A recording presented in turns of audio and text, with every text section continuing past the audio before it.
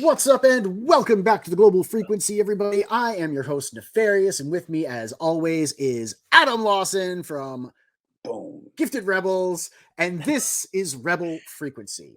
Today, we're going to review 3 books. We've got The Thin Blue Line, we have got Warbound, and we have got Until My Knuckles Bleed. First, we're going to go over some of the stuff we picked up this week. Adam, I think you went to the con, so you go first and tell us all about that exciting stuff you got.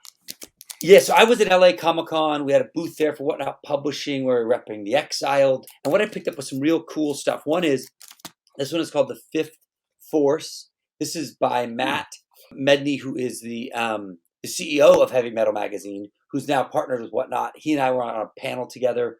Cool guy. It's like a sci-fi tech thing. You can see the LA Comic-Con panel. There you are. There it is, baby. Super cool guy, by the way. I'm very excited to dive into this. It's kind of a science fiction. And then I picked up the Heavy Metal. This is like the preview book for them because they did this big rebranding at Heavy Metal where they're essentially launching the book. They're starting the numbers over, which they haven't done in 46 years. So it's going to start at number 1 here in this coming January. It's still going to be anthology-like, where there's a hand like this, where there's a handful of stories, and so there's a new rebrand to it. Yeah, pretty cool. So that's the teaser. That's not what the actual issue is going to look like, because I'm used to Heavy Metal being oversized and super thick. Yeah. So that's correct. This is a sampler of it. Okay, cool. That's going to be going out, but they're going to be coming out in comic style. But there's going to be more content to them. Once a month, similar deal, anthology stories. And they've got one cool comic Tom is doing, by the way. It's in here. Anyways, rad stuff from Heavy Metal, which is kind of a legacy. Something that was rad that I picked up was this book called Ninja Funk. Met the 2 DJs who did this book. We were on a panel as well. They're also Whatnot. They're DJs and comic book people. This is a rad kind of music is the superpower world. And in it, the book, they've got these QR codes that are like the soundtrack. So it's like in this moment in the story, you scan the QR code and then the soundtrack picks up on your phone, on Spotify or wherever you listen. And you read the next couple pages with the soundtrack. Pretty fun thing. And the guys are really cool. The last thing I picked up was the ashcan to this book, Quested. It's like Rick and Morty, the fantasy version. It's funny. It's fun. I genuinely liked it. You got Michael Calero that's doing the writing, and Kit Willis, great British artist, doing all the work in between. This was just the ashcan. And then this is something that I had to show off because I went to the Behemoth booth, and this is one of their books called Found Footage. Check this out. Ooh. Oh, dude, right? That's dope. Isn't that cool? Yeah, and wow, that is rad. I love the idea of doing different formats for comics and sequential art. It's so great when we see people presenting things in a different way. I think that too. Now, they were kind of bummed because this book didn't sell well because of the shape. Because it's like comic book shops tend not to carry something that is outside of this. And to me, it makes total sense. I bought it right away. That was a no-brainer for me, but it just kind of shows that the breaking into the retail side of this is really, really tough.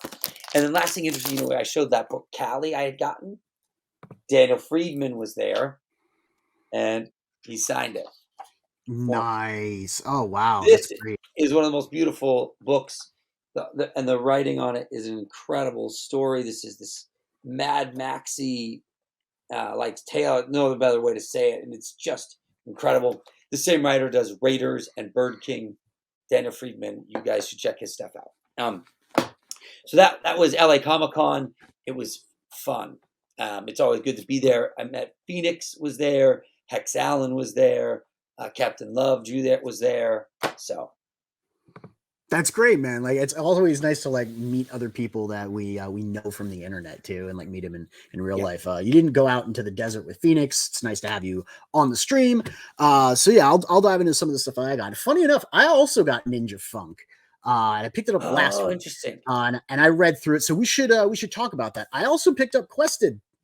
So Oh, you I got did? that number one, yeah, from Whatnot at the comic shop. I actually have a really nice cover. I think this one is really particularly pretty. I They like have a the Tyler colors. I like the Kirkham cover character. that is so dope. So okay, so it's out. I'm gonna go to my shop and get that. I gotta get the Kirkham Yeah, yeah, yeah. cover.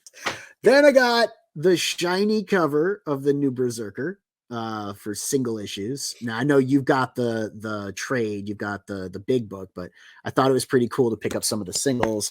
And also, I picked up Shirtless Bear Fighter number 2.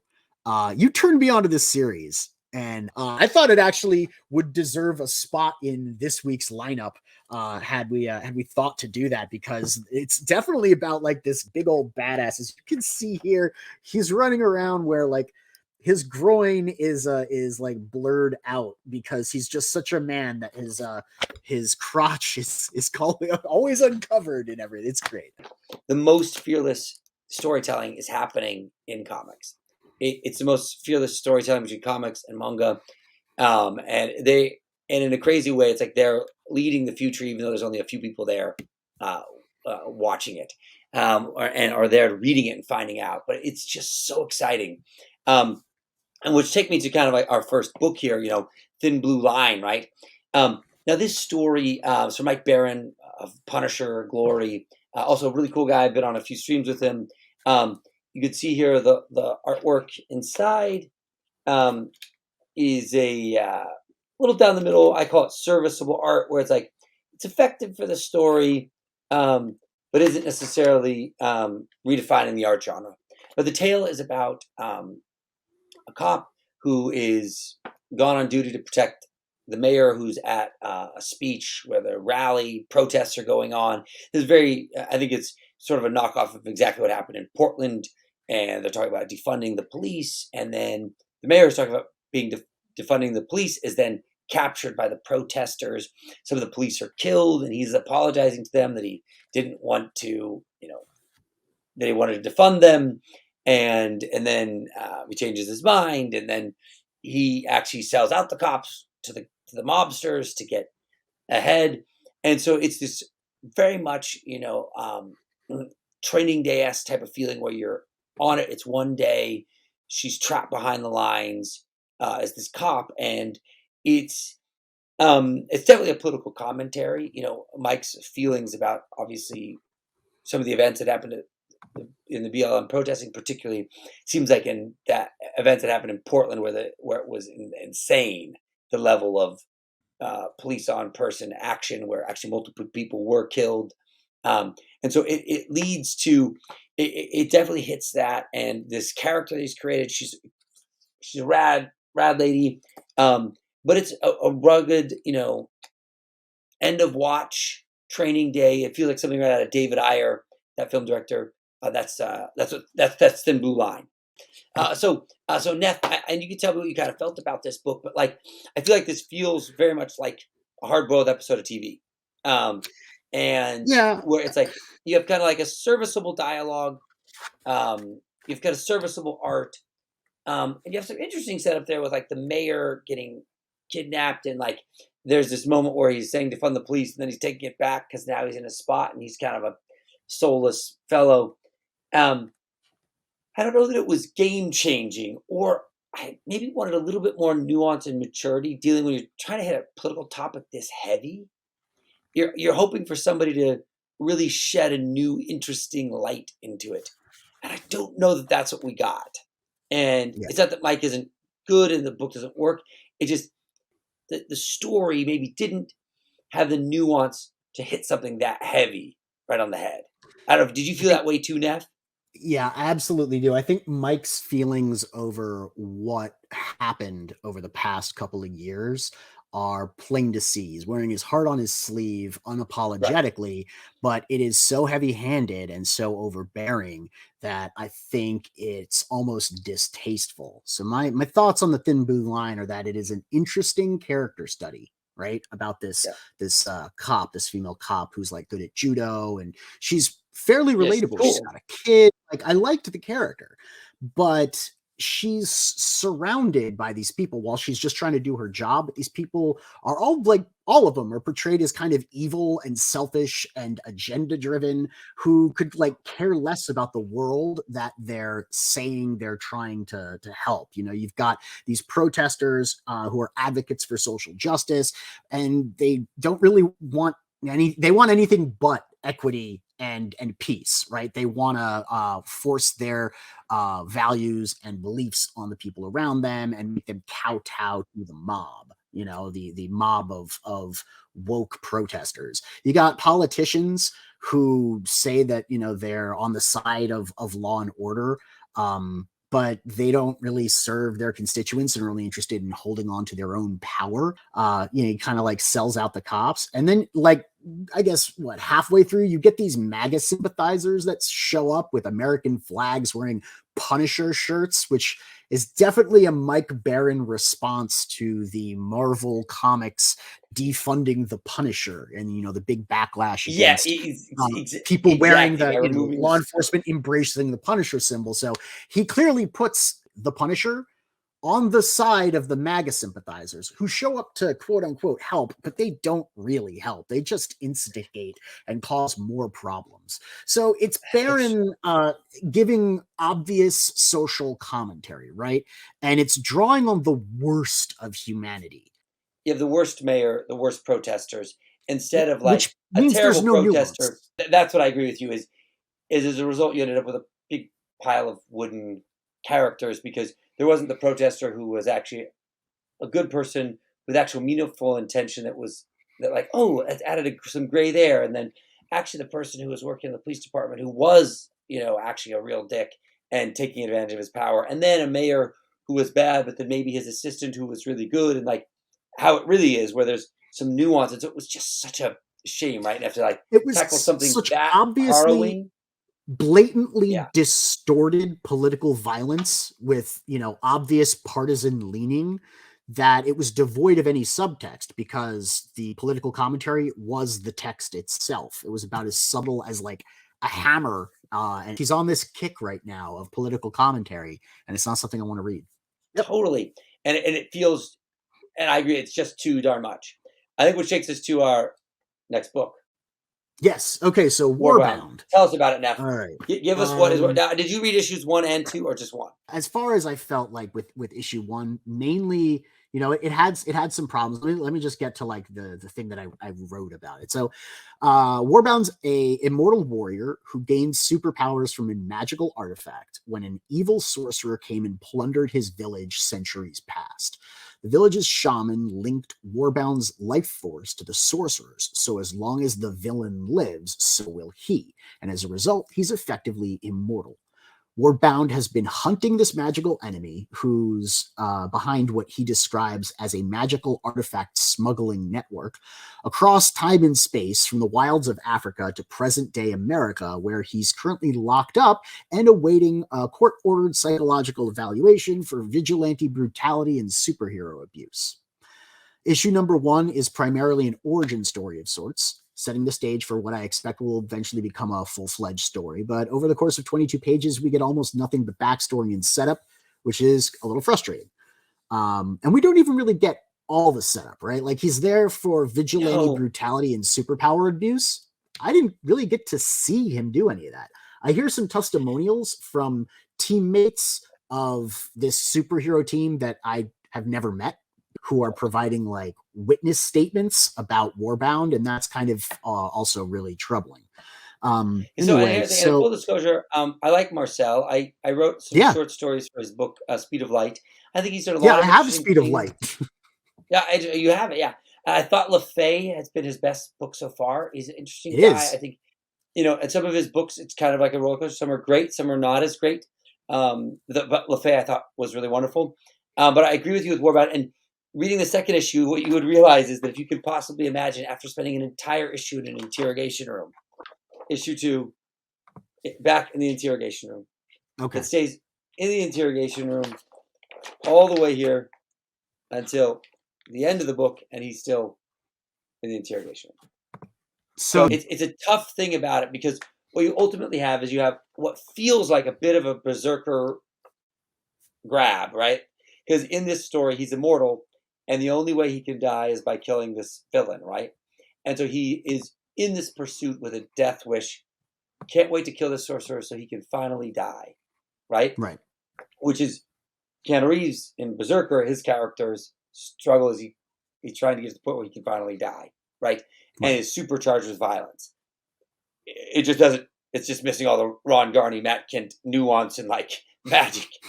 So what you end up with is, unfortunately, a character that had potential to be really cool, to be like overly wordy, and then he's like, "Yeah, I'm killing guys who like," and she's like, "How do you define evil?" We have this. I was going to How do get you to that. define evil? Yes. So And it's unbelievable, right? it's It's like people who have held slaves, people who oppress the innocent, and people who do bad things for the environment. It's like, bro, that's you're talking everybody. about a guy. That's literally That's everybody. everybody. You're talking about a guy who talking about human trafficking children, and a guy who works at a factory who maybe pollutes too much, which is a Well, very I mean, relative expression. so It's just like, other what is than this? like heads of state, right? Captains of industry, as Ayn Rand would put it, right? He says violence against the innocent, hurting and killing for power, enslaving your brethren for riches and a sense of superiority, achieving one's selfish goals while poisoning the world we share, and all assholes ruling society while ruining it for everyone, which justifies in his mind killing any of those people. Those are all evil people. So that means that he could practically kill anyone at a major corporation engaging in international commerce or participating in any form of commercial industry, which would be perfectly reasonable, a perfectly reasonable murder spree that would in his mind be validated and justifiable, which would cause untold disruption to the mundane world in which we all live, there ruining it for everyone, making him the kind of guy that he would kind of kill. Now he does address the hypocrisy inherent in that, I know, which is ironic. Like there is the moment where she's like, "Listen, but doesn't that make you a hypocrite?" Does that mean you? Well, and he yeah, goes, but I'm absolutely. different. And I'll be no. He says, absolutely. I can't wait to be dead. And that's what you mean about like the death wish. He says, as soon as I kill the sorcerer, I'm out of here. I can't wait until my murder spree ends. And that means like it's a very one-dimensional character driven by really nothing more nuanced than vengeance. And his own anger And vengeance over his is persistent 500 years old, by the way. Yeah, exactly. It's and his own anger over his persistent inability to bring the villain to justice after 500 years. So he's motivated by vengeance and mad that he hasn't succeeded, and he's angry at his own failures. So I fail to form any real deep connection to the character, and probably most confusing, in that final exposition at the end, is he has a very warped sense of morality. It's very unique to him. So I can't even relate to his morals, right? Which removes the character. His morals are crazy, and on top of that, he has a cool design, and he's a tough, badass African guy. And I like this. But his moral and his values are just absolute garbage. And he just this nonstop murder spree. And it's like, I can't wait for this murder spree to stop. It's like, well, why don't you just stop killing the henchmen? It's like your obsession is the sorcerer who then, in the story, killed everyone in his tribe and his wife, right? I can understand. So go kill the sorcerer. But then why do you have to then kill the henchmen? Oh, because they work for the guy.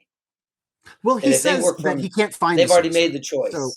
So he says he can't find the sorcerer, so killing his way up the chain is what he's trying to do. And he does have a cool moment where he's reflecting on his own inability to kill his way to the sorcerer. So he tries subterfuge. He tries all these different ways to find this villain that his life is tied to. And he cannot die, he cannot rest until he kills this guy. That's a cool setup. I like the idea of like a super-powered immortal boogeyman hunting this mysterious, unidentified sorcerer's every move, a literal walking embodiment of vengeance. That's neat. I like it. I love that. That's what I mean. And I think that's what Marcel had in his head. Yeah. And then what came out in the scripting was a super wordy interrogation scene that's just like, hey, let me spend 2 issues just filling you in on the past, which is rough. Instead of saying, I'll give you 4 pages of the past, it's not that complex. The guy killed everybody in my tribe. I'm out to get him. I tied into him. here we go. It's Right. just not nuanced at all. And it's like, I and now you think have your powers. if he maybe ended the issue on a more urgent tone, like a break in the Right. case, right? Someone drops bombshell information. They have a file on the sorcerer, or it turns out the sorcerer's the president of the United States, right? Like, I don't care. I don't care how hackneyed and predictable it is, but just something to have me go, oh, I want to keep reading, rather than when are we getting to the point? That's the Then I problem thought is it would have been a much more successful effort. it just never gets there. And then you get into issue 2. The end of issue 1 is, I hear this, you knew this girl named Gaia. Right. Oh, so you think that's going to be a twist. So it turns out is then Gaia, this girl here, whose design is a little bizarre. She's got this maze over her stomach. I'm not sure how that ties to like helping the universe. She's got like biker shorts and these gloves. Not Marcel's best design. And he's had some cool ones. This one's just not it. So then you get into this whole flashback once again of how he got into the asylum, which was he thought he was going to kill the sorcerer. He thought he did. And Gaia and this other hero showed up from the unit. That's like their Avengers, if you will. That's it. And The they name of showed up. They showed up, and then he thought he killed the sorcerer. And he's like, "Great, let's take now." While the sorcerer is bleeding out, he's like, "Let's go kill all these henchmen while I'm waiting to die." It's like, this is so weird of a plot choice. Then he's killing people, and Gaia and her partner are like, "Why are you killing these henchmen? We're just taking these guys in." And he's killed like 15 people. At that point, if you're a superhero, you can justify killing Warbound. You know what I mean? Yeah, and in the end of episode 1, you realize that Gaia has beaten the crap of him, and she's the reason that he's in this predicament in the first place, where he's shackled Right. awaiting the psychological evaluation. So there is backstory there that is worth exploring, yeah, but it is still all told in flashback. There are no stakes because we know he winds up in that interrogation room. The only cool That's moment in issue exactly 1 right. was that reflection of, and I was so impotent in my rage where I tried to kill everyone and it didn't get me Right. anywhere. And I was like, oh, that's grounds for a moral awakening. That's grounds to realize that after, over the course of 500 years, the shit that you do isn't working. And it's But right. he And to change continued it, to do it. no change. He's just like he's just like a guy driving his head into the wall, and the plot just feels like it's driving its head into the wall. And it's really unfortunate because there is some cool setup here. The concept is cool. Being tied in, being linked to the villain you have to kill, and then once you kill him, you die. Except the problem is there's no stakes for, okay, you kill him and then you die, but you don't really care. Whereas if you were to kill the villain and then you die and then you no longer can see your child anymore. Now I there's a got to moral ask you though, dichotomy. It's just who's the kind of sorcerer? Is that sorcerer at all important in the story? Do they affect the story, like the setting, in any way? Are they at all like they do. So integral? here, this is my other gripe with it is he says, "Oh, I've got to stop the sorcerer. He's involved in this." I mean, I have to read this to you because the phrasing is such a mouthful. It's unbelievable. So it's this magical artifacts smuggling ring. Network? So it's Yes. like we've got to stop him from smuggling these magical artifacts network. To It's what like, end? but this magical artifacts network thing becomes this huge thing. It's like, oh, we got to stop him because of the magical artifact networks. They're stealing artifacts. It's like, but what do the artifacts have to do with the world? Are they? Nothing. There's no consequence for them. So they steal artifacts. Then do children die? Well, no, you don't know anything about it. So there's no emotional connection to the sorcerer, who he is, what he's about. Him smuggling these artifacts, there's no impact to the world on them. So Who is it the just sorcerer? He doesn't wind up being Elon Musk. oh, shooting with You know what I mean? Like, that his would be a comic book. revelation of, oh fuck, it's Elon Musk. He's the sorcerer. Wow, what a Yes, mind twist! Oh, you're something telling to me that give it a Warbound is now twist. trying to kill one of the richest, most powerful people in the world, and the superheroes have to stop him because you can't just go kill Elon Musk because he's a sorcerer. Like, that's complication. That's interesting. Now there are And stakes. it's Now just there's a not conflict. in I there. didn't find any of that here. No, and I'm 2 issues in. I'm still in the asylum. I'm still in flashback mode. And like I always say, listen, you got to give something 2 issues because sometimes issue 1 you could trip a little bit, right? But after 2 issues, you're still making the exact same. It's still having the same plot struggles. It's like that's kind of like where it ends for me. You know what I mean? Which is a shame because there's some cool design and I like Marcel, but I don't think it's just not fun. It's Right. just not fun. It's cumbersome. Let's It's move on cumbersome. to Until My Knuckles Bleed, which Now, I think boom. out of all of these, I think Until My Knuckles Bleed was the best of the three that we're going to review. So you give us Yes. the setup, and I'll give you my thoughts. So Until My Knuckles Bleed, I absolutely loved it. I got it at the Behemoth booth there where I got this at LA Comic Con, and I'd seen it in my shop as well too. And just the art really got to me. It feels like this Frank Miller, Sin City sort of vibe, right? And in a way, it's kind of like Sin City meets Watchmen. It's as cool as that sounds, and it really delivers on it. So Victor Santos is a one-man operation. He also did the comic book Polar, which Netflix made into a movie. So Victor Santos is a one-man show. So I'm always impressed by the full auteur versus a five-man operation. It's just him. So the story is about this guy who was a superhero. He was, in the heyday in the 90s, which I love that. He's in the 90s. He was kicking butt Right. and being a superhero and saving the world. And then he retires, right? He's getting old. Government disbands, picks up the new guys, and he ends up being a bouncer at a strip club.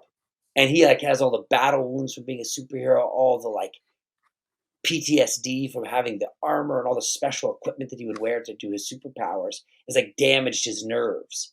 And so you get this really gritty, interesting tale of a Marv-like character who's the burnout watching the strip club. And it's this really, really fabulous story of this guy who's trying to figure this out in this failed state, like Watchmen, you're in the afterglow, right? It's over, it's past.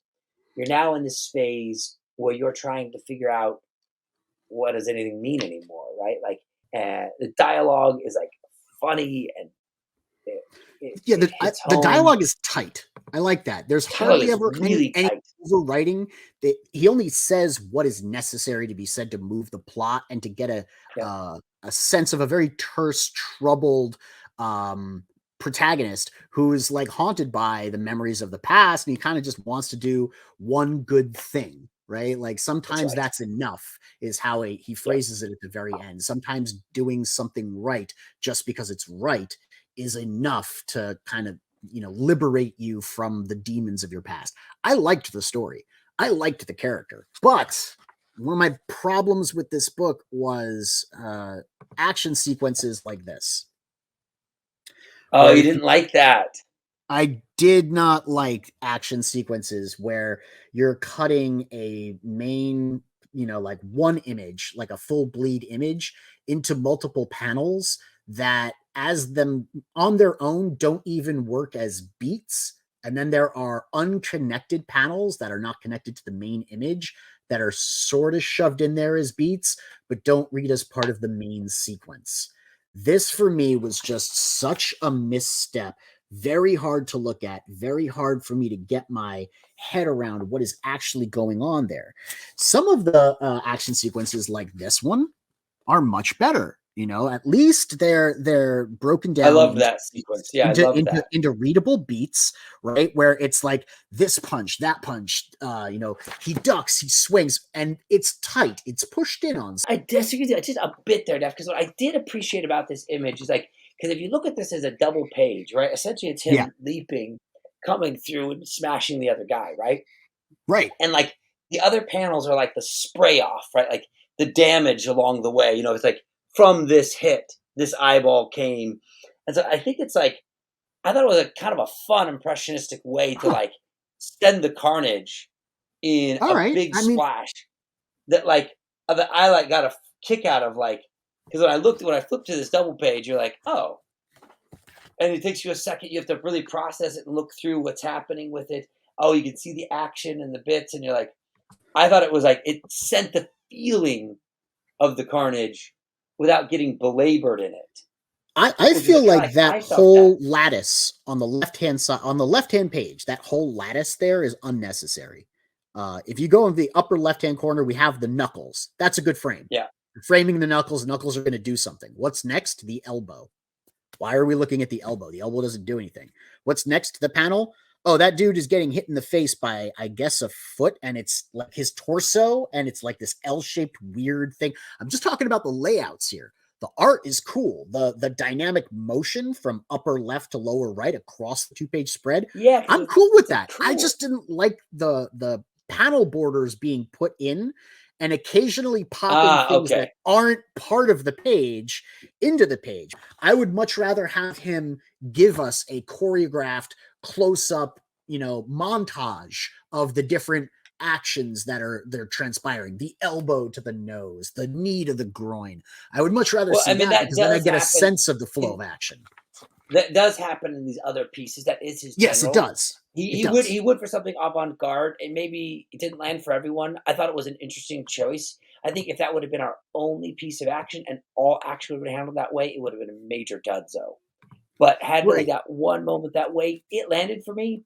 But I can Okay. see your concern with it. That I don't think it will land for everyone. Yeah, That's for and sure. like you said, it's avant-garde and it's different. And everything else for me is pretty much working about this. It's almost tried and true. It's formulaic. It feels like, like you said, Marv from Sin City, right? Good That's story. right. It has such Very a simple, great but you can kind of attach yourself to the character. He's troubled, he's tortured, he's trying to do one good thing. His one good thing involves being the violent man that he is from his past and reliving those traumatic experiences. That's a character I can conceivably connect with. The only thing that no. stood out was like that weird avant-garde attempt, and I appreciate them trying it. I do. I Yeah. appreciate them going and like saying, you know what? We don't give a fuck. We're going to try this weird looking thing and maybe it works, maybe it doesn't, but at least they had the balls to give that To a do it. shot. I agree with that because they are bold like that. Yeah. And then I agree with you. This ending is nice here with the Russian girl, and Yes, the very way nice. that it really like for a 60-page little story like this, it's like wow, what a perfect slice. This page was great.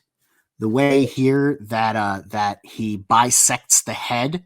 The black and white one is the flashback of when he was like an angry That's what I was about to vigilante, say. This right? is And then yep. it's the color face which is present, and then you go down here and it's him looking at this guy, and in the flashback it's the guy's head exploding out the back of his skull, which is what would be happening if he was still in the black and white flashback, that man from I his know it's past. so That cool. is great visual storytelling. That was dope, Yeah, and here they did it again here on this page, as you can see what happened here. That was this. I agree with you. Is one of the raddest things you can see here. Check this out. So look, so this is him thinking about all the pain, right? Like the wounds, and you can see like these panels are modern day, and this panel here in the center is the flashback, right? To like when he would be attached to the machine, and then you can see it there on the hands, right? Like his knuckles hurting, and all this. Like it's it's such a really dynamic way. I really really love that.